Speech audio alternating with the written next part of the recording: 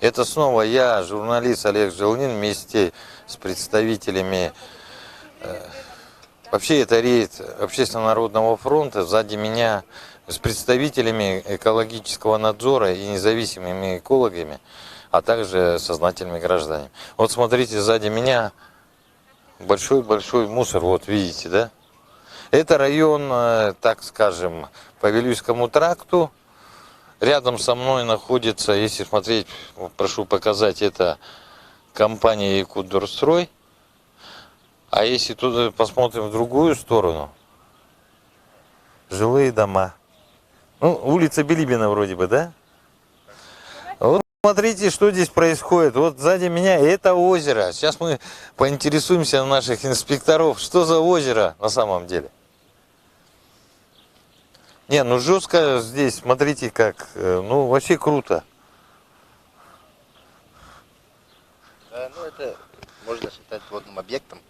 Это можно считать водным объектом, да? Конечно, да, конечно. Имеет характерные... Может они признаки это делают водного. из-за того, чтобы расширить дорогу? Вроде узкий этот. Ну, надо здесь разбираться. Сейчас я не могу ничего сказать, кто это отсыпал, как это отсыпал, чья это территория, может территория этого городского округа, город Якутск, может частный. А вообще вот владение. такие вещи недопустимы? Да, конечно, недопустимо. Вообще отсыпка любым отходом запрещены законом. Законом? Да. Или это должны делать все-таки специализированные предприятия? Или лицензия нужна? Или Нет. Нет, да? Да. А вот я хотел бы у представителя НФ, представьте, пожалуйста. Ионин Владимир Владимирович. Владимир Владимирович, вот вообще мы на втором из участков, как они все подбираются, эти участки?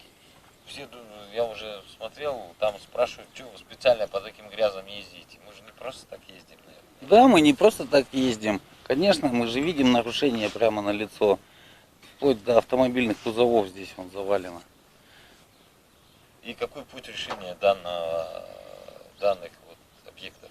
Сначала нужно выяснить целевое назначение земельного участка, чей он, нужен хозяин.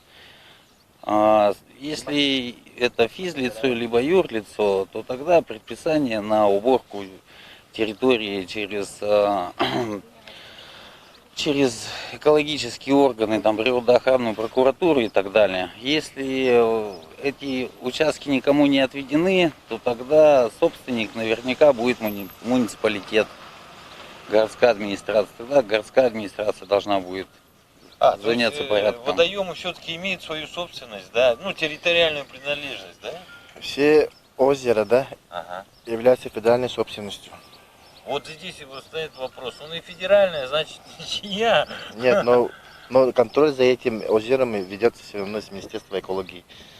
А в данном вот случае, если это федеральная будет собственность, кто отвечать за эту свалку будет? Но мы сперва будем искать нарушителей, конечно.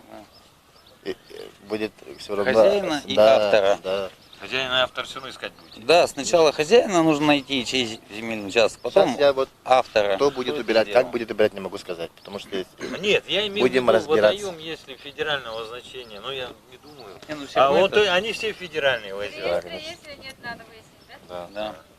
Да. Этого озера нету. Ну, явно это озеро, я знаю. явно нету, да. Но тем не менее, так варварски, конечно, это делать. Да. Я еще раз прошу оператора показать, что здесь такое происходит.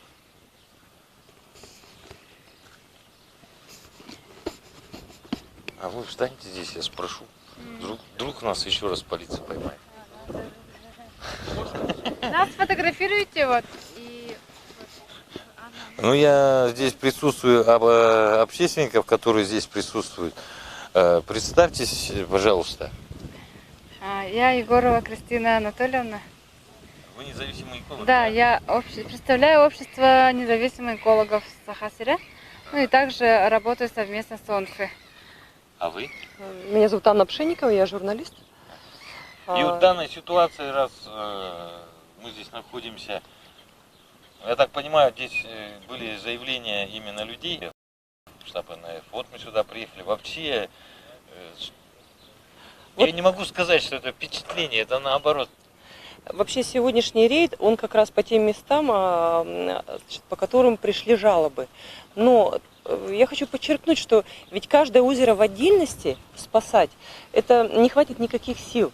А озер, водоемов у нас очень много, в Якутске даже, на территории Якутска. И здесь нужен какой-то комплексный подход. Потому что любое озеро, которое, ну, вот как-то не облагорожено, скажем так, да, находится в таком диком состоянии, оно всегда будет замусорено. Такие же свалки есть на Хатынуряхе, там засыпают сейчас, там сейчас ведется строительство, и засыпают озеро мусором. И как бы все это знают, но никто не предпринимает никаких значит, движений, чтобы решить эти вопросы. Поэтому я думаю, что обязательно у нас в городе и вообще в республике нужен комплексный подход по охране вот этих водных объектов. Всех. Кристина, а вам так кажется, мне вот один вопрос заметили, да, у нас когда, даже в Советском Союзе, когда общее, то ничье, федеральное не наше. Я имею в виду вот ваши отношения. Если заметили, да, вот чье это озеро, непонятно, поэтому никто за него не отвечает. Так получается? Да, но я считаю, что необходимо какие-то нормативные основы создать. И это же понятно, что это федеральная собственность озера, но надо это передать городу, управе. Мы сейчас находимся на Билибина, 42/6, вот рядышком двухэтажный дом. Это значит, мы находимся на сельской управе. То есть управа должна сделать реестр всех озер, которые тут есть, и всех собственников найти и следить совместно с общественниками, с ОНФ и так далее.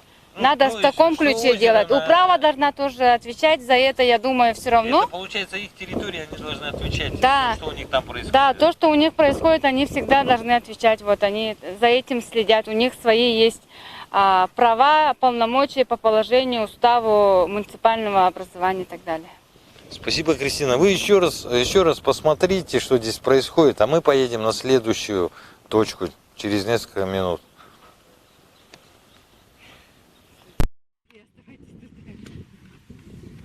Ну я же правильно сказала?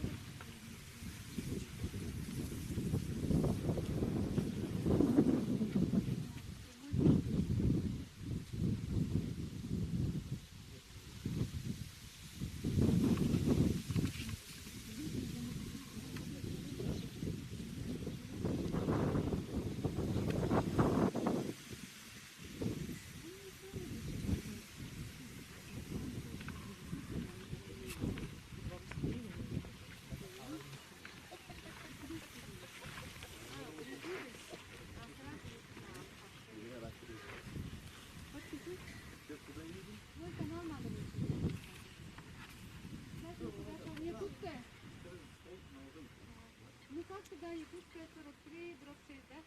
Космонавтов можно заехать? Или лучше в Тбилиси, да?